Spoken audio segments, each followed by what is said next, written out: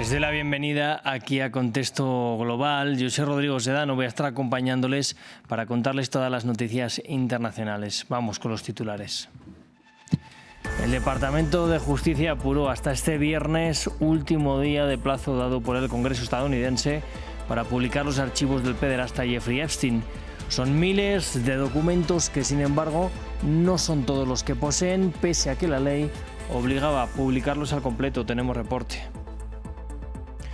Y el secretario de Estado de Estados Unidos, Marco Rubio, ha insistido en que Washington no considera a Nicolás Maduro como un presidente legítimo. También que con los ataques a las lanchas se busca la estabilidad regional. El canciller venezolano Iván Gil espetó que Rubio profesa odio por América Latina. Y la Franja de Gaza ya no sufre de hambruna, así lo ha determinado un monitor mundial sobre la seguridad alimentaria, pero aclaró que la situación sigue siendo crítica. El secretario general de la ONU recibió con optimismo el informe, pero dijo también que los avances son peligrosamente frágiles. Comenzamos.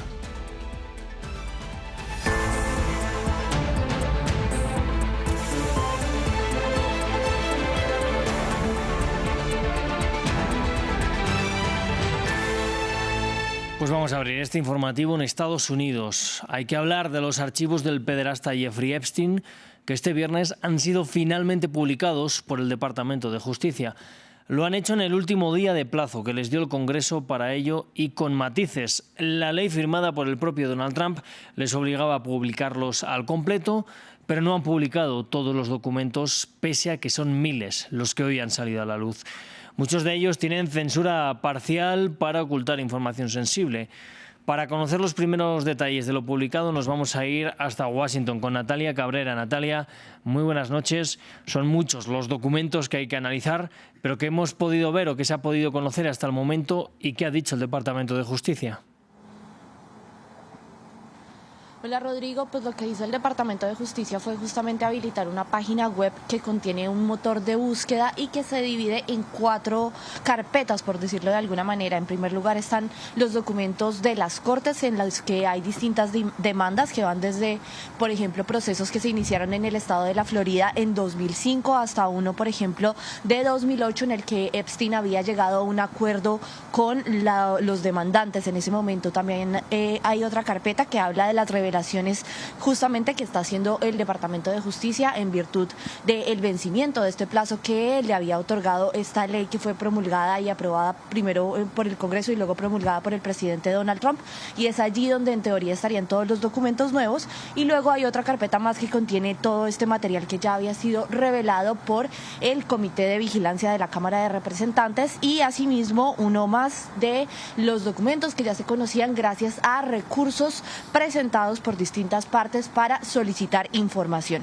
En este motor de búsqueda también justamente se permite ingresar palabras, pero por ejemplo lo que estuvimos verificando es que no funciona muy bien. Pues de hecho ingresamos Epstein, ingresamos el nombre de Donald Trump también, y la búsqueda no arroja ningún resultado, y el mismo sistema dice y advierte que esto puede ser debido a que la mayoría de los documentos y muchos documentos son escaneados o escritos a mano, por lo cual no funcionaría correctamente. Entre lo que se ha visto ya, entre lo que hay algunas fotografías del expresidente Bill Clinton, que pues desde luego no se conoce todavía el contexto en el que fueron tomadas, pero se le ve en ellas. También hay unas de Michael Jackson, el cantante Michael Jackson, y de Mick Jagger, así como registros de vuelos a la isla de Epstein, alguna lista de nombres de los masajistas que están también censurados para proteger justamente sus identidades. Y también hay algunos videos de la celda de las afueras de la celda de Jeffrey Epstein, en la que supuestamente se suicidó. Y pues lo que ha dicho el Departamento de Justicia es que justamente hay una cláusula que esta ley establecía que no se iban a publicar todos los documentos si interferían con alguna investigación en curso o si ponían en riesgo la identidad de las víctimas. Bueno, Natalia, pues hay críticas del lado demócrata por algo que estábamos comentando, y es que no se ha publicado todo el material, ¿verdad? Sí, justamente entonces ya son varios los senadores y los legisladores demócratas que han alzado su voz, que están diciendo que van a citar de hecho a la fiscal general Pam Bondi a declarar, a que explique por qué no se han publicado todos los documentos después de la promulgación de esta ley, que como lo mencionábamos daba 30 días para que se publicaran la totalidad de ellos, y amenazaron de hecho con someter a un proceso de impeachment tanto a la fiscal general como al vicefiscal Todd Blanche, y lo que él justamente dijo es que esta es la primera publicación, que es el primer bloque de publicación de documentos que van a continuar en las próximas semanas y que es un proceso que está en ejercicio justamente para cumplir en virtud de estas cláusulas que se proteja la identidad de las víctimas y que no se amenacen procesos en curso. Sin embargo, esto también ha despertado críticas y de hecho, como sabemos, ocasionó la ruptura o un alejamiento con la representante Marjorie Taylor Greene, que era una de las figuras más importantes del movimiento Make America Great Again y cercana al presidente Donald Trump, porque justamente el presidente, recordemos, pasó de haber prometido en la campaña que iba a publicar todos estos documentos y a luego presionar justamente a los congresistas para que no se publicaran.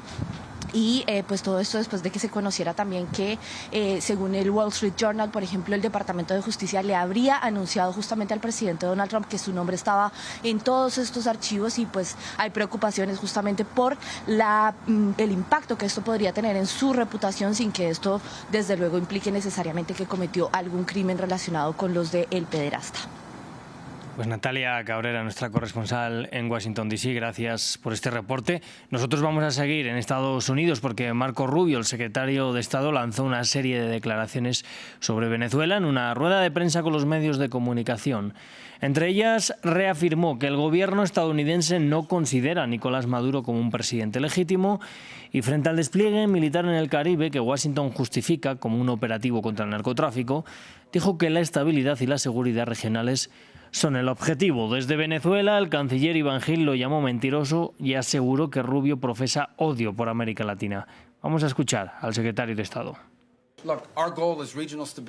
Nuestro objetivo es la estabilidad y la seguridad regionales en beneficio de Estados Unidos. El interés nacional de Estados Unidos, específicamente en lo que respecta a Venezuela, es el siguiente. Tenemos un régimen ilegítimo que coopera con Irán, con Hezbollah y con el narcotráfico y las organizaciones narcoterroristas, incluso no solo protegiendo sus cargamentos y permitiéndoles operar con impunidad, sino que también permite que algunos de ellos controlen el territorio. El ELN y las disidencias de las FARC operan abiertamente. Tienen campamentos abiertos que controlan territorio dentro de Venezuela. Ese es nuestro interés nacional y en eso nos centramos. Y en eso se ha centrado el presidente. Y en eso estamos trabajando y en eso nos hemos centrado todo el tiempo. Porque esa es la amenaza al interés nacional de Estados Unidos. En Colombia subió hasta 7 el número de soldados muertos en el ataque a una base militar en Aguachica, una localidad del departamento del Cesar, en el noreste del país. El número de heridos asciende también a al menos 30, según el Ministerio de Defensa, que atribuye el ataque a la guerrilla del ELN. Estos habrían lanzado explosivos desde drones a la base aérea en donde los soldados descansaban tras una jornada de entrenamiento. Y el descontento sigue creciendo en Bolivia. Este viernes las calles de las ciudades más grandes del país andino, incluida La Paz, quedaron paralizadas. Los trabajadores del transporte público se declararon en huelga contra el fin de los subsidios al combustible que el Estado asumía desde hace 20 años. A pesar de que el Gobierno anunció que quiere convocar al diálogo a los sindicatos del transporte, las protestas se podrían extender por todo el país en los próximos días. Nos lo cuenta Lea Aurel. Carreteras bloqueadas y llantas prendidas en fuego, los trabajadores del transporte público en Bolivia salieron a protestar un día después de que el presidente Rodrigo Paz confirmara el fin de los subsidios al combustible. Como consecuencia, los precios de los alimentos y del transporte se dispararon, lo que estos manifestantes consideran una grave amenaza. No estamos de acuerdo y esta es una primera medida para que él analice, porque ha hecho una traición al pueblo boliviano. No solamente es al transporte, a todo ciudadano que vive de día a día. Era Ahora que espere, después de Navidad debería de lanzar su propuesta. No ahora que estamos cerca de Navidad. ¿Cuántos días estamos? A una semana. Uy, no tenemos nada vendido. ¿Qué vamos a llevar para nuestros hijos? Mientras tanto, las autoridades sostienen que esta medida es necesaria para combatir lo que describen como una corrupción asociada a los subsidios al combustible. En una conferencia de prensa en La Paz, el ministro de Economía defendió la decisión y rechazó cualquier posibilidad de retirarla. El decreto 5503 se va a mantener porque es una señal absolutamente seria y optimista respecto del futuro de la economía. No podíamos seguir viviendo como estábamos viviendo, con un subsidio que le costaba al país $10 millones por día. El ejecutivo de Rodrigo Paz, que asumió el poder hace menos de 2 meses, espera que los recursos ahorrados por este decreto se llevarán ahora a la inversión productiva y a disminuir el importante déficit fiscal del país andino. Y vamos a la Franja de Gaza, la clasificación integrada de las fases de la seguridad alimentaria. Un monitor sobre el hambre dijo que ya no hay hambruna en el enclave palestino. Esto debido a la entrada de ayuda humanitaria que se dio tras el alto el fuego alcanzado en octubre. Sin embargo, apuntó que la situación sigue siendo crítica. En la Franja de Gaza ya no hay hambruna.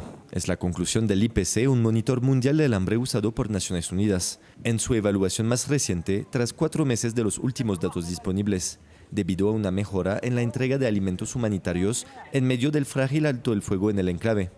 Sin embargo, especifica que la situación en el territorio palestino sigue crítica.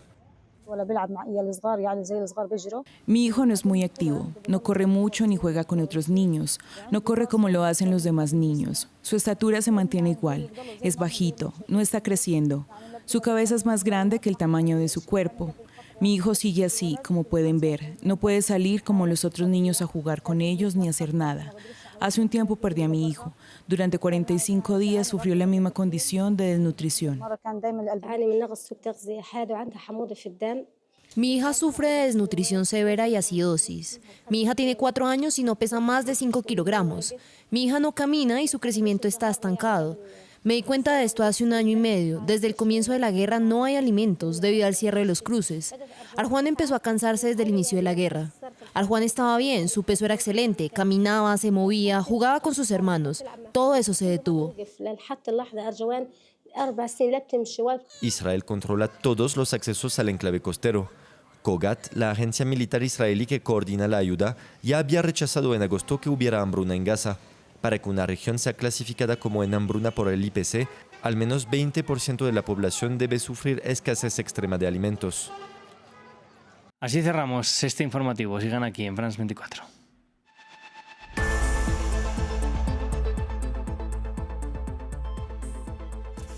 La historia de nuestro mundo está en constante cambio. El flujo de información es cada vez mayor. Estamos ahí con todos los temas. Nos comprometemos con la verificación, desde el terreno, en todas las circunstancias, para anticipar el futuro y entender el presente. Lo acompañamos 24 horas, 7 días a la semana. France 24, una mirada diferente a la actualidad. Liberté, égalité, actualité.